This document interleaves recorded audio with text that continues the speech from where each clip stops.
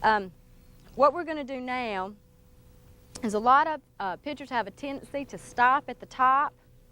They'll get their momentum going because we have that backswing that we talked about in the full motion. They come around and they get to the top and then they pull. The whole thing is just a smooth motion, so there never should be any pulling. You should never see the shoulder come through in this position, because with this technique, it will really hurt a rotator cuff, and we don't want any injury. So when you're doing the full motion, you make the backswing. Once they come here, it's just the arm continues to go, no pausing at the top, coming through. Make sure the door's open. One of the biggest reasons for the door to be open is so there is no pressure on the shoulder, because all it is momentum taking them through to the catcher. So one of the things you can do to have them feel that momentum is a thing that I like to tell them is when they used to go trick-or-treating and they had their pumpkin, their little bucket, and they had all their candy, and they would take it and swing it.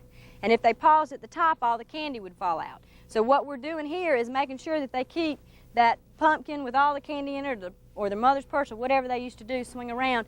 They keep that momentum, because that is what's actually going to throw the ball. When they get to here, then they're going to snap it, and that's when all the power goes at one time, when their hips and their wrist does that.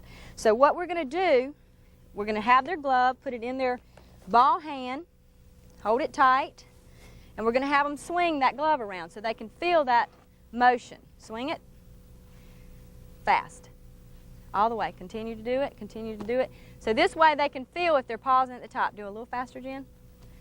That's the motion. The faster the arm, the more momentum you're going to get. You stand behind them, put your hand on their shoulder so that they don't get behind them, and that what they're going to do, they feel the weight in their hand, which should actually be the ball, and then when they get to their hip, they can imagine that they're snapping their wrist right there.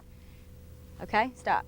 So there they can tell or get the feel of what it's like to not pause at the top, and that'll help them a lot of times feel their body when they're trying to pitch. Okay, thank you.